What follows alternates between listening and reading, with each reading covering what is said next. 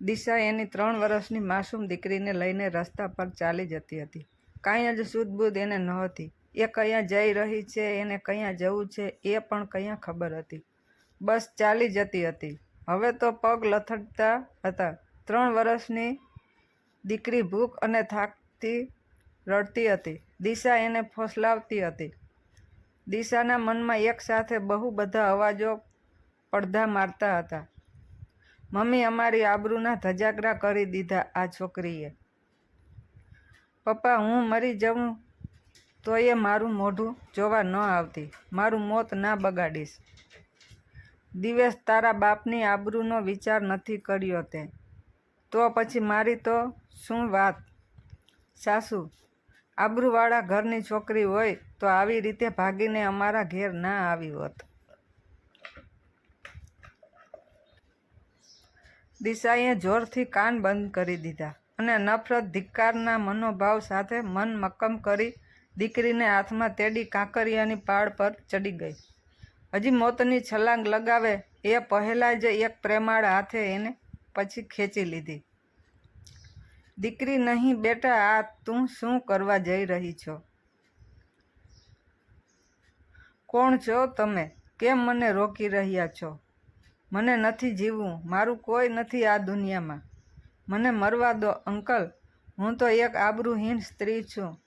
દિશાના હૃદયમાં બંધ એ અપમાનના આંસુ બમણી ગતિએ બહાર ઠલવાયા. એ તદ્દન અજાણ એવા એનો જીવ બચાવનાર અંકલ આગળ ખુલ્લા મનથી રોઈ રહી હતી. બેટા, તું મને કહીશ તારી કેફિયત શું વાત બની કે તું આ તારી માસૂમ દીકરી સાથે? અંકલ, મેં પ્રેમ લગ્ન કર્યા હતા. મારા પપ્પાની મરજીની વિરુદ્ધ મેં લગ્ન કર્યા. પહેલાં તો મારા મમ્મી પપ્પાએ મને બહુ સમજાવી હતી લગ્ન નહીં કરવા માટે, પણ હું એમની એક પણ વાત ન માની અને મને વિશ્વાસ થઈ ગયો કે હવે મારા પપ્પા મારા લગ્ન મને ગમતા છોકરા સાથે નહીં કરાવે.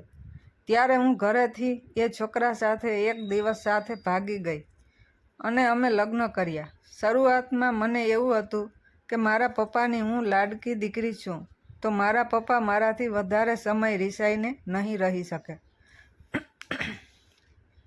મને એક દિવસ ચોક્કસ બોલાવશે એટલે હું એક દિવસ હિંમત કરીને મારા જન્મદિવસના દિવસે એમના આશીર્વાદ લેવા ગઈ.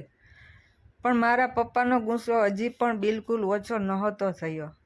એમને મને કહી દીધું કે હું મરી જાઉં તો પણ મારું મોઢું જોવા પણ તું ના આવીશ, નહીં તો મારી સદગતિ નહીં થાય.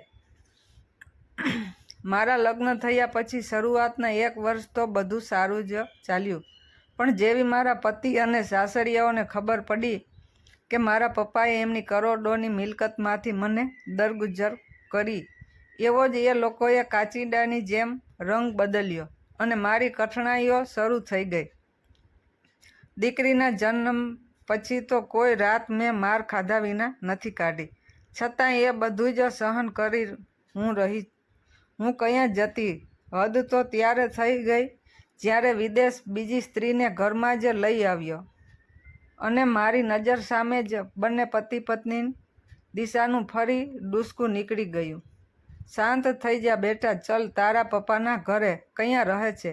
ના અંકલ, પપ્પાને ત્યાં. ના ના, એ તો મારું મોઢું પણ જોવા તૈયાર નથી. તું એ બધું મારા પર છોડ.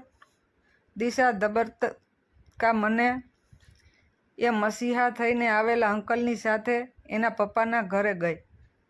દિશાના પગ થંભી ગયા. જે ઘરની આબરૂના ચોખટ ઓળંગીને સડેચોક લીરા ઉડાડ્યા હતા એને પાછી કેમ પાર કરું? એ બહાર જ ઊભી રહી ગઈ.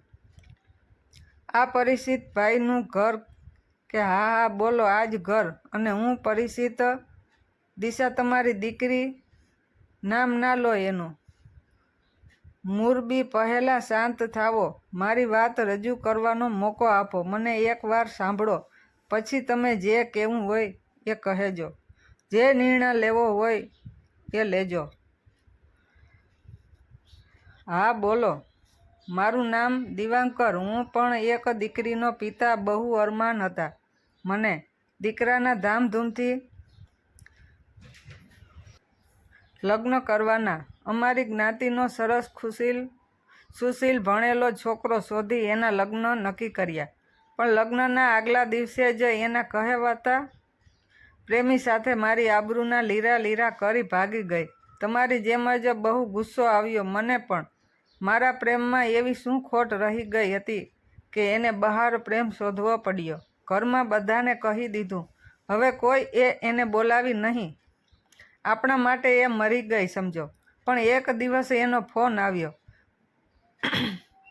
એ કંઈક કહેવા માંગતી હતી, પણ મેં વાત કર્યા વગર ગુસ્સામાં ફોન કાપી નાખ્યો અને 1 કલાકમાં જ મારા ઘરે પોલીસ આવી. ડેડ બોડીની ઓળખ માટે. હા, કમનસીબે એ મારી દીકરીની લાશ હતી. આજ દિન સુધી હું એના મોત માટે મારી જાતને જ જવાબદાર માનું છું. અને એટલે જ મારી દીકરીએ જ્યાં મજબૂરી વંશ એની જીવોદારી ટૂંકાવી હતી ત્યાં બેસીને મનોમન એની માફી માંગ્યા કરું છું. આજે પણ એ જ હેતુસર બેઠો હતો.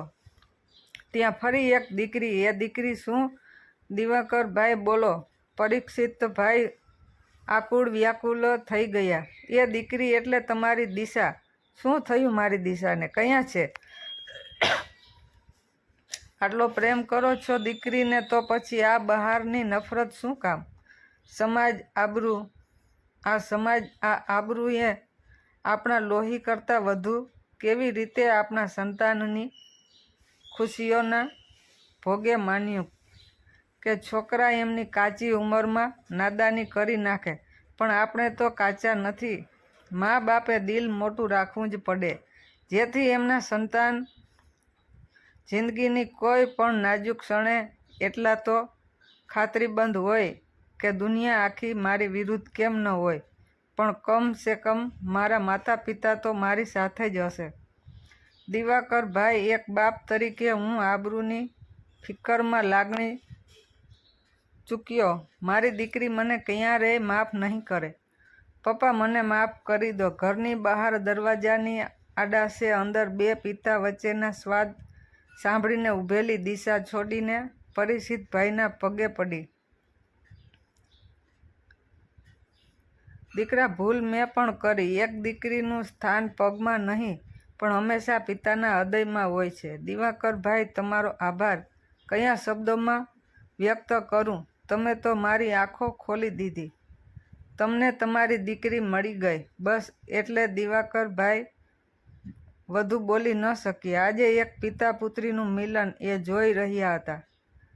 સજ્જડ નયને મહેસૂસ કરી રહ્યા હતા. આજે મારી દીકરીએ પણ ચોક્કસ મને માફ કરી દીધો હશે.